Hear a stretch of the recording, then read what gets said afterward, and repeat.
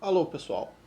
Então, hoje o que está acontecendo no mundo é simples e puramente uma guerra contra o homem comum. O que nós estamos assistindo são articulações de várias categorias de elites, vários poderes globais e locais tentando se garantir no poder em meio ao caos em que está o mundo. E eu vou gravar uma série aqui para que nós possamos compreender como essa desintegração da ordem, essa disputa pelo poder, tem influência direta sobre a nossa vida cotidiana e sobre o que nós chamamos de liberdade, ou o que sobrou dela, não é? Então, primeiramente, o Great Reset econômico. O reset econômico que no Brasil isso é um negócio muito interessante, né? No Brasil se desenvolveu uma subcultura no YouTube que eu chamaria de cultura de conspiração. Eu acho que não tem um nome mais adequado que isso. Um termo mais adequado que isso. Tipo, o pessoal, ele trata determinados temas como algo esotérico, algo gnóstico, assim, onde o mundo se revela para ti através do estudo desses temas. E como já diz o Zubiri em Natureza, História e Deus, o homem moderno parece que adquiriu uma visão onde ele enxerga, o homem enxerga só aonde até a ciência lhe fornece meios. Ou seja, é o que alguns chamam de cientificismo. Enfim, é a cosmovisão de que a totalidade do cosmos pode ser visualizada apenas pela ciência. E o Zubiri vai tratar disso no Natureza, História e Deus para falar sobre a nossa situação intelectual, aonde não se sabe mais o papel, a função do intelectual, a função do filósofo, não se sabe mais o que ele faz, o que ele deixa de fazer, e as pessoas estavam abandonando o estudo da realidade como um todo. E esse vai ser o grande empreendimento do Zubiri, que é trazer de volta para a filosofia a realidade que ele vai chamar de radical. E nisso ele nos fornece algumas ferramentas muito interessantes para analisar o nosso momento. O Naturaleza, História e Deus é do século XX, é uma das primeiras obras da maturidade filosófica dele. Se eu não me engano, a edição que eu tenho é 1940. Então, em 1940, ele já traz um diagnóstico de que as pessoas já não enxergam mais o cosmos, não enxergam mais a realidade como um todo, elas enxergam pequenas frações. Ou seja, eu enxergo tudo pelo prisma da física, eu enxergo tudo pelo prisma da política, tudo pelo prisma, sei lá, da plantação de café. A primeira matéria que eu tive contato, a primeira matéria que eu dominei, eu vou tentar fazer uso dessas ferramentas, dessa disciplina, para entender todo o cosmos. Só que a ciência, ela sempre vai trabalhar partindo já de um objeto descrito. Ou seja, eu tenho uma caneta aqui. O que a ciência faz? Eu sei que isso aqui é uma caneta. Vai estudar os átomos da caneta, como a caneta cai, a dimensão da caneta, a caneta matematicamente, a caneta sociologicamente, a caneta e a justiça social, a caneta e o raio que o parta. Mas a ciência já parte do pressuposto que isso aqui é uma caneta. Alguém vem e diz pra ela que isso aqui é uma caneta. Isso aqui é uma caneta. Só que eu extrair o que é a caneta deu uma realidade. Certo? Então o Zubiri já vai nos dizer, olha, a filosofia precisa colocar as ciências em ordem. A filosofia precisa colocar ordem no coreto. Porque não existe, as disciplinas todas estão avulsas. Uma se intrometendo no setor da outra. Tanto que isso é muito interessante. O Hans Kelsen vai escrever, acho que ele foi antes da Constituição Austríaca, ele vai escrever a teoria do direito puro. Por quê? Porque a separação entre o direito, a política e o comportamento da economia, as coisas estavam se acavalando, estavam se atravessando. E aí o Kelsen, percebendo isso na matéria dele, na disciplina dele, ele vem e escreve a teoria do direito puro. E na questão do direito positivo, o Kelsen é um monstro, embora às vezes ele ignorasse alguns preceitos do direito imutável ou do direito natural, ou direito que parte da ontologia da natureza humana, mas geralmente o que nós chamamos, é do senso comum, que nós chamamos de direito natural, essa constituição natural da natureza humana, de leis transcendentais e imutáveis. Então, as disciplinas científicas elas estão se atravessando entre si, as pessoas estão muito perdidas para ler a realidade, e aí o Zubiri vai ter esse empreendimento que começa bem dizer, com natureza e história de Deus. E o que vai acontecer? Ele vai dar sequência a esse empreendimento. O Eric Voegelin também vai trazer uma pesquisa crucial, uma coisa simplesmente monstruosa a respeito da realidade e do fundamento da abertura da consciência humana ou do fechamento dela, com o caso quando está infectado pela doença da alma, que é a ideologia. A ideologia tem o efeito de fechar a nossa consciência, mas isso é tema preciso de um vídeo específico. E, bom, as disciplinas estão se atravessando, certo? O que isso tem a ver com o Great Reset? Tem tudo a ver. Por quê? Porque hoje nós não temos uma classe intelectual que seja capaz de diagnosticar quais seriam os efeitos de determinadas ações na economia, de determinadas ações na política e de determinadas ações no direito. E isso é tão claro para nós que hoje no Brasil, pelo menos esse que vos fala para mim parece claro, hoje no Brasil nós não temos uma diferença clara entre o exercício do poder e o exercício do direito. Como o Estado tem poder de mudar a Constituição ao bel prazer, e o nosso Supremo Tribunal Federal tem o poder de interpretar a Constituição e julgar em última instância, ou no caso a Constituição ela é transmutada naquilo que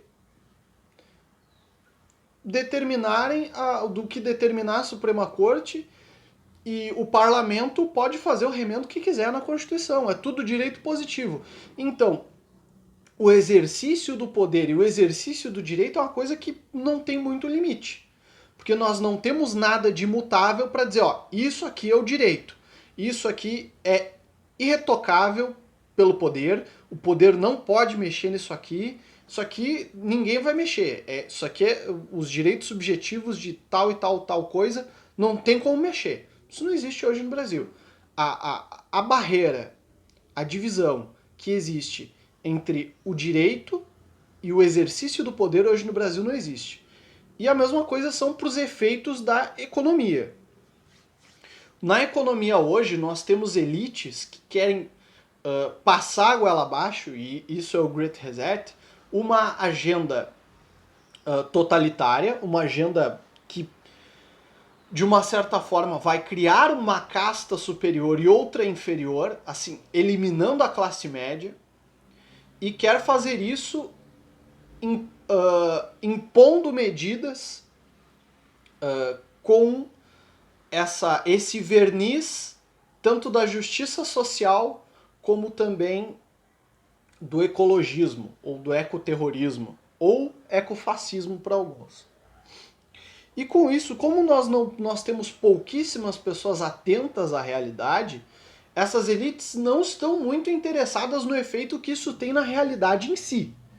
Eles querem esse efeito econômico, aonde a classe intermediária, o intermédio entre o topo e a base da pirâmide, seja eliminado. É isso que eles querem. O que vai acontecer isso na realidade do povo? Na realidade da economia como um todo, porque economia também é realidade. Isso não interessa. Isso não é interessante para essas elites. Tanto que, vocês podem ver essa questão que o Zubiri levanta. Nós estamos nos encaminhando, e é isso que eu vou explicar nesse vídeo, para a criação de criptomoedas emitidas pelos bancos centrais.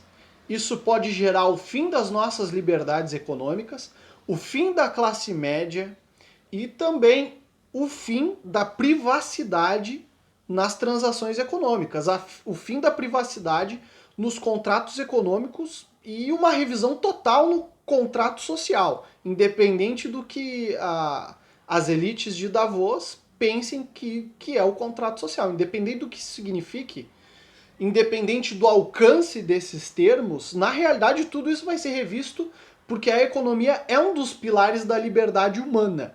É uma das grandes conquistas do Ocidente, essa questão da classe média, o ter um intermediário entre a base da pirâmide, que vai depender do poder político em um certo grau, e das elites que muitas vezes ou são totalmente independentes ou têm algum controle sobre as bases da economia ou as bases do exercício do poder.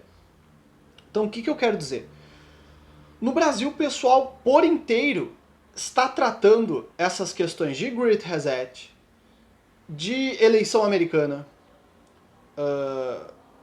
doutrinação nas universidades, estão tratando isso tudo pelo prisma político.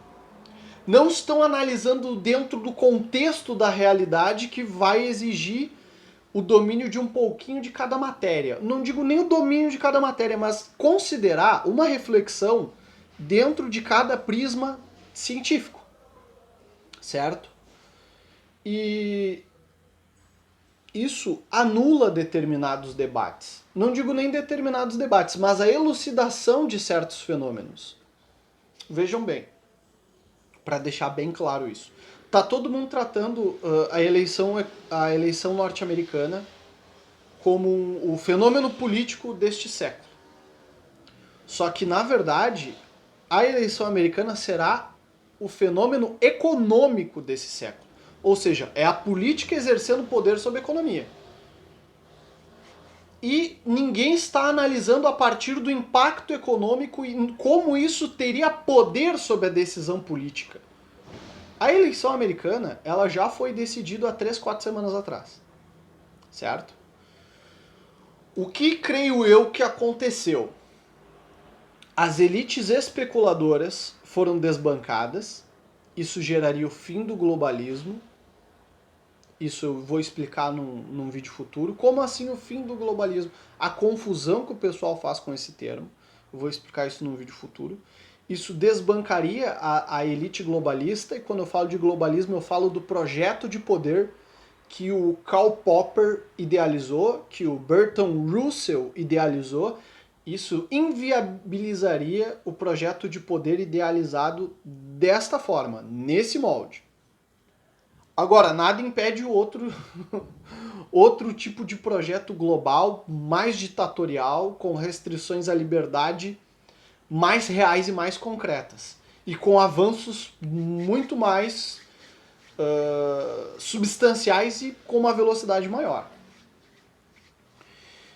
Então, como nós temos essa dificuldade em enxergar a totalidade e estamos dando muita atenção ou para a política ou até mesmo para o direito, o STF está chamando muita atenção para essa questão do direito, nós não estamos enxergando a convulsão que está acontecendo na economia. E quem está prestando atenção na convulsão da economia não está entendendo o impacto que a política tem sobre a economia e que a economia teve sobre a política. É uma coisa complicada, não é? Então, eu já falei por 14 minutos, já falei de Zubiri, já falei de... Vou falar do Bernard Logerman também. Vamos ao que interessa. Já expliquei as dificuldades, os nossos problemas, vamos aos fatos agora. Vamos partir dos fatos, porque aí as coisas vão ficar realmente claras e vão ter lastro para essa nossa explicação. O que está acontecendo? Eu falei de passado, falei da nossa circunstância. Nós vamos falar do agora. Como diz o Ortega, nós somos escravos da nossa circunstância e no presente decidimos o que queremos ser no futuro. Certo? E por isso a metafísica nos é inevitável. Mas enfim, o que está acontecendo hoje? Quem trouxe o debate econômico sobre moeda e soberania para o Brasil foi a New Left.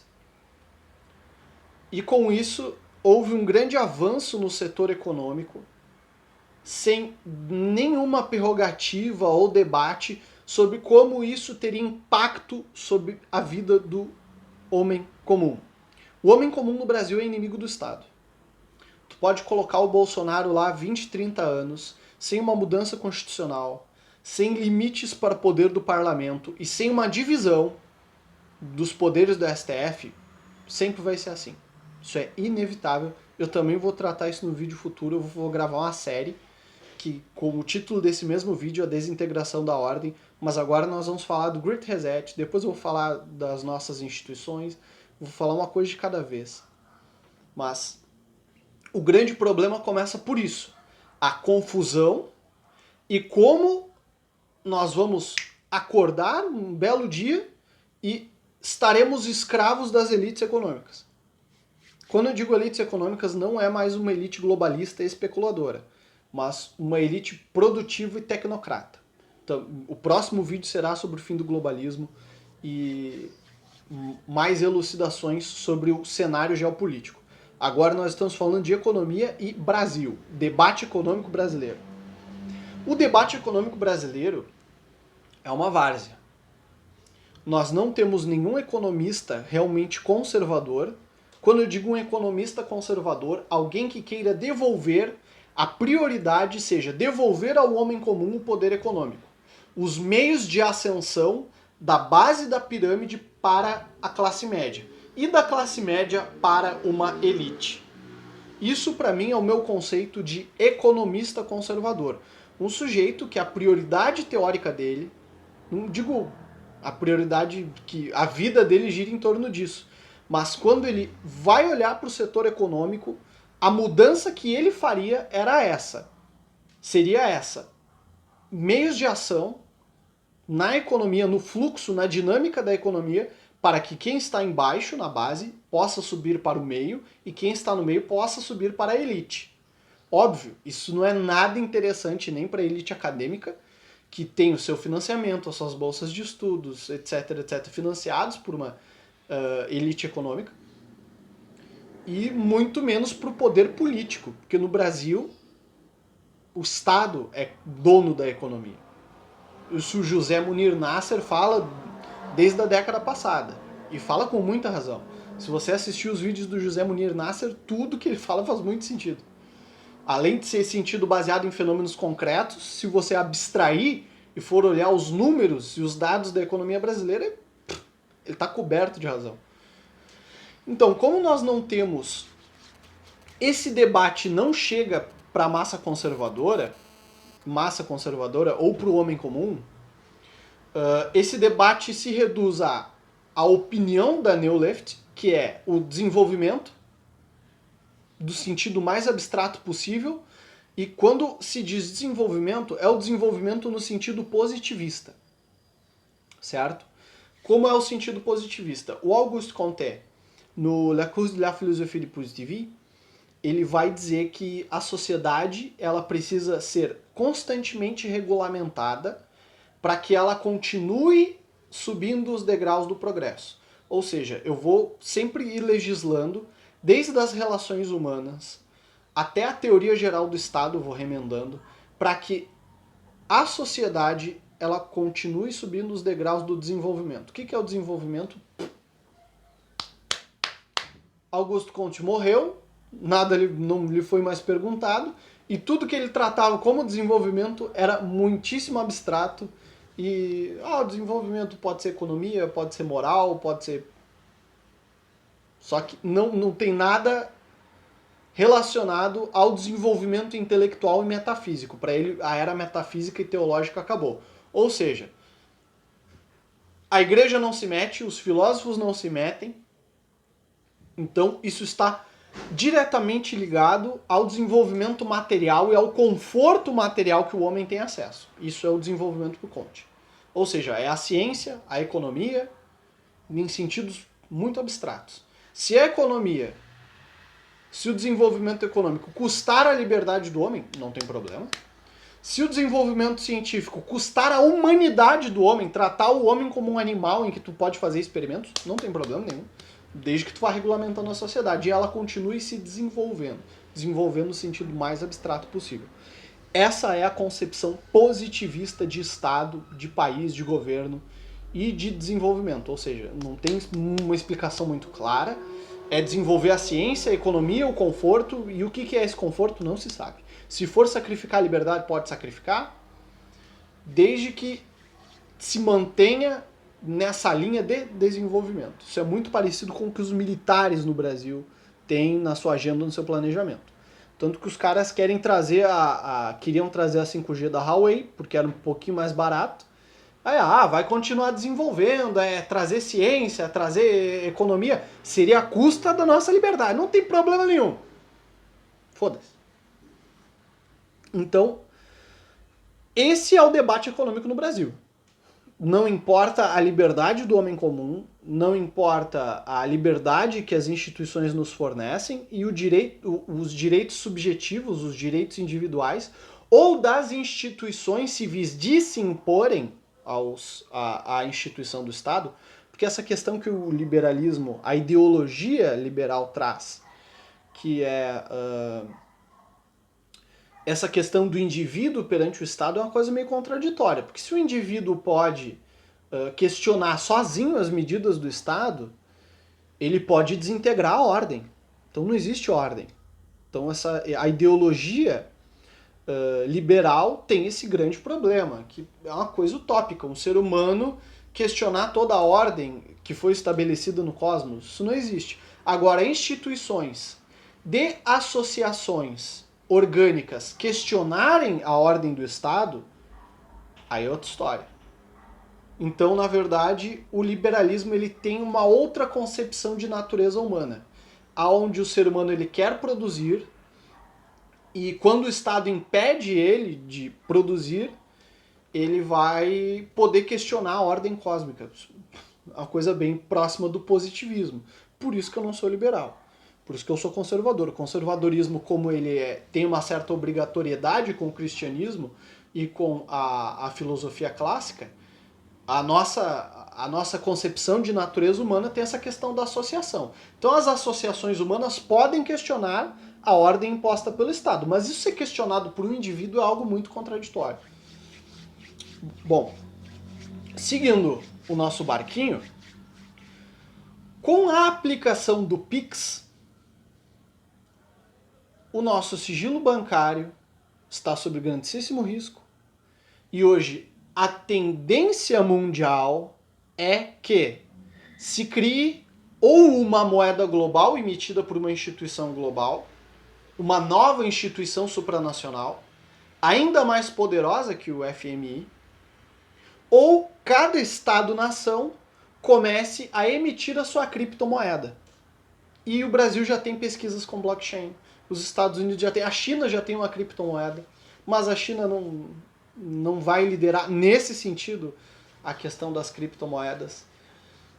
Então, isso pode gerar no longo prazo, ou não tão longo prazo assim, isso pode virar em 3, 2 anos, o fim do Bitcoin, que é uma moeda bem livre, é uma moeda que se pode fazer transações livres. Isso é uma grandíssima restrição à liberdade do comércio global. E também seria o fim do sigilo bancário e o fim da liberdade do homem comum de acessar a pirâmide média. Ou seja, o homem da base ele teria muito mais dificuldade de ascender ao médio da pirâmide. Por quê? Porque com as suas transações sob altíssimo controle do Estado, nós não sabemos que tipo de burocracia será imposta nessa nova dinâmica econômica digital para impedir fraudes, roubos, hackers. Então a carga de burocracia sob essa nova dinâmica econômica, nós não sabemos até que ponto pode restringir a liberdade do homem comum de garantir o seu conforto material e até a sua liberdade econômica. Liberdade, eu digo, o homem comum poder se sustentar. Porque dependendo da carga burocrática, eu não estou falando nem de imposto, eu estou falando de burocracias. E isso vai gerar algum tipo de imposto.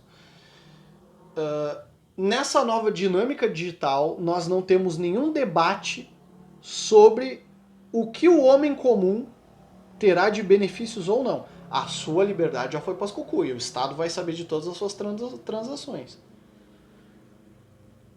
O Pix é uma prova disso. Por mais que as transações elas venham ter uma dinâmica muito acelerada, o Estado vai poder acessar esses dados e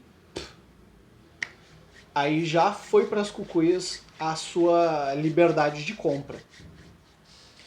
E, digamos assim, num cenário muito utópico, mas não tão utópico assim, se algum tipo de literatura fosse proibida, o Estado saberia se você teve acesso a isso. Se você comprou aquele livro proibido, importou, não importou. Armamento, a mesma dinâmica. Alimento, a mesma dinâmica. Então, não houve debate sobre isso. O Pix simplesmente chegou. Não houve... o parlamento não interviu. O STF, muito menos. A elite, o establishment, ficou muito feliz, muito faceiro. Certo? Isso já é de se achar estranho. Então, enquanto todos estão olhando para a dinâmica política, na dinâmica econômica nós estamos sendo acorrentados. Cada vez mais, quanto mais nós caminharmos para o fim da moeda física, porque a moeda física é liberdade. Tanto que os caras fazem mala de dinheiro, propina, em dinheiro físico. É liberdade de transação. Provavelmente o discurso para a implementação final de uma criptomoeda vai ser um discurso de ética na política. Mas todo esse debate já iniciou na economia. Ninguém prestou atenção na economia, quando chegou na política já estava feita a merda. Então nós precisamos ter atenção na dinâmica econômica do Brasil. Certo? E tudo isso está caminhando para moedas em bloco. Uma criptomoeda para a América Latina, uma criptomoeda para a América do Norte, uma criptomoeda para a África, uma criptomoeda para a Ásia, uma criptomoeda para o Oriente Médio. E hoje a gente vai entender, hoje não, no próximo vídeo eu vou trazer a dinâmica entre Rússia, China, Estados Unidos e Turquia. Que aí nós vamos entender por que é tão importante nós prestarmos atenção, nem que seja por alguns instantes, à economia e como a dinâmica econômica é fundamental para entendermos o processo geopolítico, político e o comportamento do poder como um todo. E é esse o pecado dos influenciadores, formadores de opinião da direita brasileira. É preciso atenção ao todo, não só ao comportamento do poder, às relações de autoridade e aos desfechos políticos, que nem todos são desfechos políticos, né? Porque, como diz o Juan Marias, quando ele vai escrever o prefácio da Rebelião das Massas, existem subsolos da política. E é isso, ninguém presta atenção nisso.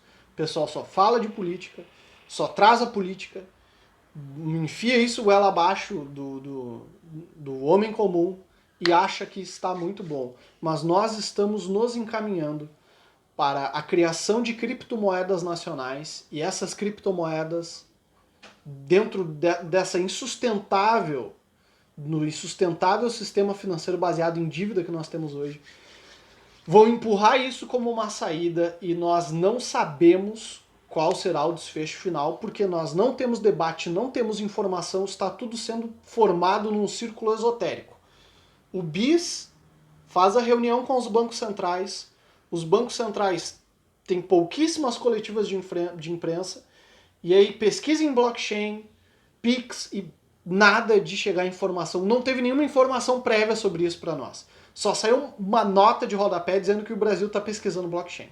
Então isso é muito perigoso para a nossa liberdade e não sabemos qual pode ser o desfecho disso. Então, Próximo vídeo nós vamos falar sobre a geopolítica global e aí um apanhado de todas essas dinâmicas. Até mais.